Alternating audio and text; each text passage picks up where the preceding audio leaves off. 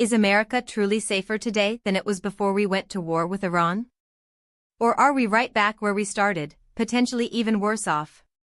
Before we dive into this critical assessment, if you want to stay on top of everything happening in US politics, hit that subscribe button right now and leave a like. It really helps this channel grow and ensures you don't miss out on these important discussions. We're talking about a statement from a figure of considerable authority, retired Admiral William McRaven. For those who don't know, McRaven is the former head of U.S. Special Operations Command, a position he held under President Obama. He's a man who's operated in the shadows, dealt with some of the most complex national security challenges, and has a deep understanding of military strategy and its outcomes. And his assessment, delivered on Sunday, is stark. He believes the U.S. is, and I quote, not really that much better off than it was before the war with Iran. Think about that for a moment. This isn't some armchair critic. This is a seasoned military leader, someone who has seen the impact of these decisions firsthand.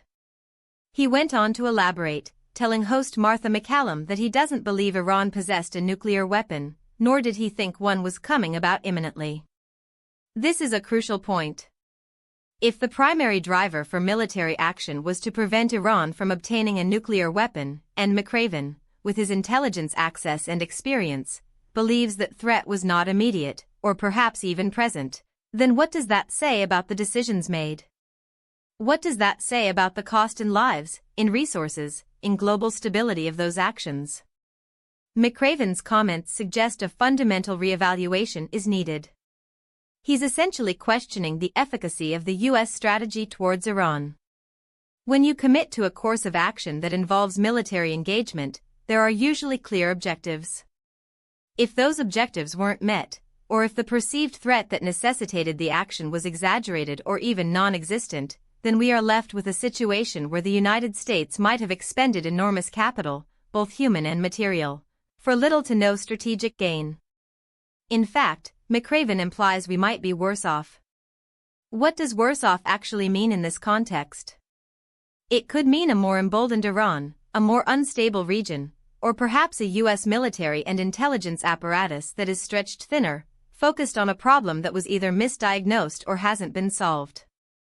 It could also mean a blow to American credibility on the global stage, having pursued a path that a high-ranking former military official deems ineffective. The implications are far-reaching. For policymakers in Washington, it raises serious questions about past intelligence assessments, strategic planning, and the decision-making process that leads to military intervention. If a former head of SOCOM is saying this, it's likely not an isolated opinion within certain circles. This could spark internal debates and calls for a reassessment of current policies. For the American people, it's about understanding the true costs and benefits of foreign policy decisions.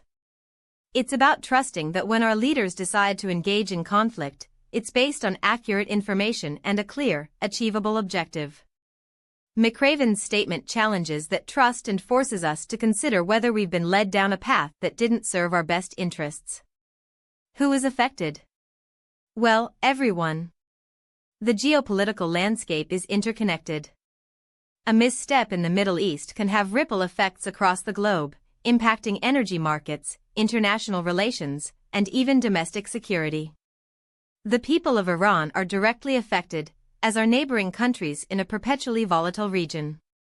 And of course, the families of service members who have served and potentially sacrificed in relation to this policy are profoundly affected. The possible outcomes of this kind of assessment are also significant.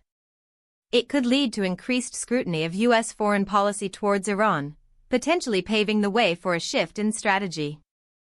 It could also lead to a defensive reaction from those who were involved in the decision-making, leading to a political battle over the narrative of past events.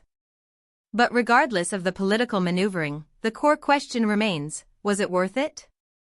Are we better off? Admiral McRaven's assessment isn't just an opinion, it's a critical review from someone who has been in the room. It demands our attention and our thoughtful consideration. So what do you think about this? Is Admiral McRaven right? Are we no better off, or even worse off, regarding Iran? Drop your opinion in the comments below. I read every single one.